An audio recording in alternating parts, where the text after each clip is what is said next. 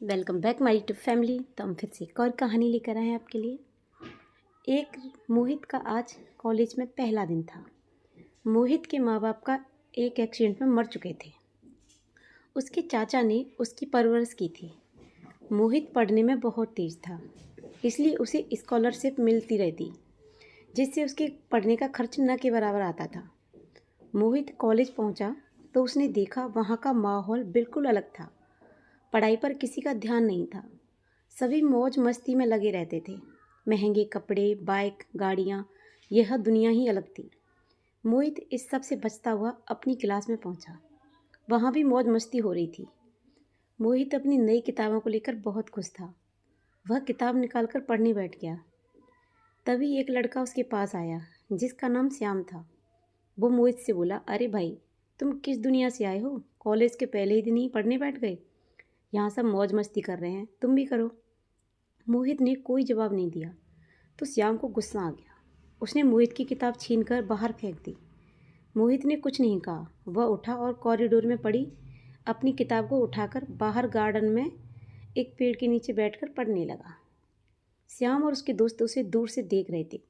श्याम अपने दोस्त से बोला, बड़ा पढ़ाकू बनता है, चलो उसे सबक सिखाते हैं। सभी मोहित के पास पहुंच गए और उससे किताब छीन ली। यह देखकर मोहित को गुस्सा आ गया। वह उनसे अपनी किताब वापस करने के लिए कहने लगा, पर वे नहीं माने और किताब को एक दूसरे की ओर उछालने लगी। तभी दूर से एक लड़का दौड़ता हुआ उनके पास आया, जो कि शायद सीनियर लग रहा था। मजबूत कदकाठी का था। उसका नाम सौरभ था। वह बोला, क्यों बे, तुम सारे आज ही कॉलेज आए हो और आते ही कॉलेज को अपने बाप का घर समझ लिया? क्यों इसे परेशान कर रहे हो? मैं बताऊं तुम्हें रैगिंग कैसे क्या करते हैं? यह सुनकर सभी घबरा गए और चुपचाप वहाँ से चले गए। सौरभ ने उनसे किताब लेकर मोहित को दे दी और उससे बोला, तुम तो बहुत सीधे हो, ऐसे काम नहीं चलेगा। वैसे डरो मत, ये अब तुम्हें परेशान नहीं करेंगे। मेरा नाम सौरभ है, अगर कोई तुमसे कुछ कहे तो मुझे बता देना। मोहित बोला, थैंक यू सौरभ, मैं यहाँ पढ़ने आया हूँ, लेकिन यहाँ तो पढ़ाई का माहौल ही अलग है। सौरभ बोला, आज पहला दिन है, वैसे भी अभी 15 दिन ऐसे ही चलेगा। एडमिशन पूरे होने पर ही ढंग से पढ़ाई शुरू होगी। तुम भी मौज मस्ती करो, बाद में पढ़ लेना। मोहित बोला, नहीं सौरभ, मेरे ऊपर बहुत जिम्मेदारी है। मेरे माँ बाप नहीं हैं, किसी तरह चाचा के घर पर रह रहा हूँ। मुझे जल्द से जल्द कुछ बनना है। अगर स्कॉलरशिप न मिलती तो मैं कभी कॉलेज नहीं आ पाता। यह सुनकर सौरभ को मोहित की सच्चाई का पता लगा और वह बोला, आज से तुम मेरे दोस्त हो, तुम्हें कोई परेशानी हो मुझे बताना। मन लगाकर पढ़ो, तुम ज़रूर कामयाब हो जाओगे। मोहित शाम को घर आया तो चाचा ने पूछा, बेटा कैसा था कॉलेज का पहला दिन? तभी चाची बोली, कैसा होगा, मौज मस्ती करने ही तो जाते हैं कॉलेज, उड़ाओ अपने चाचा के पैसे। चाची मोहित को पसंद नहीं करती थी। वे हमेशा ही उसे ताने मारती रहती थी। पूरे घर का काम उसी से करवाती, बाहर से सामान मंगवाती, फिर भी उसे आधा पेट खाने को देती थी। उनकी बात सुनकर मोहित बोला, नहीं चाची, मैं तो सारा दिन पढ़ रहा था। चाची बोली, मुझे इससे कोई फ़र्क नहीं पड़ता कि तुम पढ़ते हो या नहीं। जल्द से जल्द पढ़ लिख कर कोई नौकरी ढूंढो और हमारा पीछा छोड़ो। चाचा बोला, चुप हो जा, बेचारा कितना काम करता है, बदले में तुम उससे कितना बुरा व्यवहार करती हो। चाची बोली, तो यहाँ क्यों पड़ा है, कहीं चला क्यों नहीं जाता? चाचा बोले, जिस दिन यह अपने पैरों पर खड़ा हो जाएगा चला जाएगा, तेरी जली कटी सुनने के लिए यहाँ नहीं रहेगा।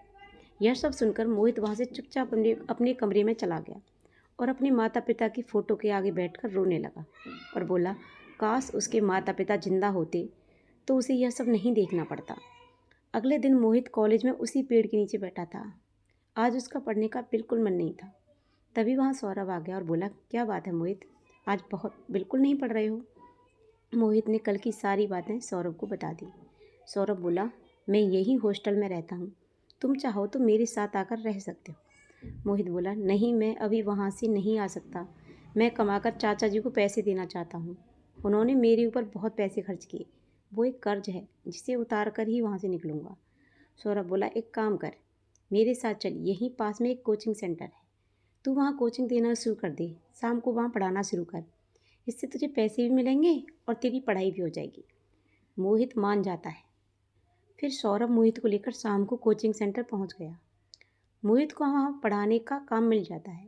अब मोहित देर रात को घर जाता और सुबह जल्दी ही घर से निकल आता था। मोहित ने पैसे जोड़ने शुरू कर दिए। अब वह घर में भी कुछ पैसे देने लगा था। एक रात मोहित कोचिंग से घर की ओर जा रहा था। सुनसान सड़क को वो पार कर रहा था। तभी अचानक तेज स्पीड में एक कार आई। इससे पहले मोहित कुछ समझ पाता, वह कार उसे टक्कर मारकर चली गई। मोहित सड़क पर बेहोश पड़ा था। तभी किसी ने पुलिस को फ़ोन कर दिया। पुलिस उसे लेकर हॉस्पिटल पहुंच गई। मोहित के सिर में बहुत चोट आई थी। सौरभ को जब यह बात पता चली तो वह अपने कुछ दोस्तों के साथ हॉस्पिटल पहुंच गया। वहां उसे बाहर एक बेंच पर मोहित के चाचा बैठे दिखाई दिए। उसके चाचा बोले, बेटा, मोहित के सर में काफ़ी चोट आई है और उसका एक पैर टूट गया है। पता नहीं बेचारे की किस्मत में क्या लिखा है। ऐसा ही हादसा इसकी माता पिता के साथ हुआ था। सौरभ बोला, चाचा जी, आप चिंता मत करो, हम सब मोहित का ध्यान रखेंगे, आप घर जाओ। सौरभ ने अलग जाकर अपने दोस्तों से कुछ बात की। उस दिन से सौरभ और उसके दोस्त मोहित की देखभाल करने लगे। कुछ दिन में मोहित ठीक होने लगा, लेकिन उसके पैर में लंबे समय के लिए प्लास्टर चढ़ गया था। मोहित बोला, सौरभ, तुमने मेरे लिए बहुत कुछ किया है, मैं इसका एहसान कैसे चुकाऊंगा। सौरभ बोला, चुप कर, तू मेरा छोटा भाई है, चिंता मत कर। कुछ दिनों में मोहित को छुट्टी मिल गई। सौरभ उसे अपने साथ अपने हॉस्टल ले गया। उसकी देखभाल करता रहा। कुछ महीनों में मोहित धीरे धीरे चलने लायक हो गया। बुरा समय निकल गया था। वह फिर से कोचिंग में पढ़ाने लगा। अब वह सौरभ के साथ हॉस्टल में रहता और कभी चाचा चाची से मिलने जाता। वह हर बार उन्हें कुछ पैसे दे आता। इसी तरह समय बीत रहा था। फिर मोहित की पढ़ाई पूरी हो गई। सौरभ पहले ही पढ़ाई पूरी करके एक कंपनी में इंजीनियर बन गया था। फिर एक बड़ी कंपनी में मोहित भी इंजीनियर बन गया। एक दिन मोहित को पता चला कि उसके चाचा बहुत बीमार हैं। वह उनसे मिलने गया और बोला, चाचा जी, चलिए मैं आपको हॉस्पिटल ले चलता हूँ, वहाँ आपका अच्छे से इलाज होगा। उसके चाचा बोले, नहीं बेटा, डॉक्टरों ने जवाब दे दिया है, अब मैं कुछ दिन का मेहमान हूँ, पर सोचता हूँ मेरे बाद तेरी चाची का क्या होगा। हमारी कोई संतान तो है नहीं। तू एक काम कर देना, मेरे मरने के बाद इसे किसी वृद्धा आश्रम में पहुँचा देना। यह सुनकर चाची चाचा के पैरों के पास बैठकर रोने लगी। तभी मोहित बोला, कैसी बात करते हो चाचा, मैं आपका बेटा नहीं हूँ। आप और चाची मेरे साथ रहेंगे ज़िंदगी भर। मोहित दोनों को अपने घर ले आया। कुछ दिन बाद चाचा चल बसे। मोहित ने उनकी अंतिम क्रिया पूरी की। फिर कुछ दिन बाद उसकी चाची बोली, बेटा, मुझे वृद्धाश्रम छोड़ दे, मैं इस लायक नहीं कि तू मुझे अपने घर में रखे। मोहित बोला, चाची, मैंने हमेशा आपको अपनी माँ माना है, आप हमेशा मेरे साथ रहोगी। मैंने चाचा को वचन दिया है, आप पूरे हक से अपने बेटे के साथ रहो। यह सुनकर चाची रोने लगी और मोहित को गले से लगा लिया। सौरभ को बड़े भाई के रूप में पाकर मोहित का जीवन बदल गया। ऐसा दोस्त जिसने उसकी सारी परेशानियां ख़त्म कर दी, किस्मत वालों को मिलता है। तो आप लोग बताना कि आपको ये कहानी कैसी लगी और आपको इस कहानी से क्या सीख मिली।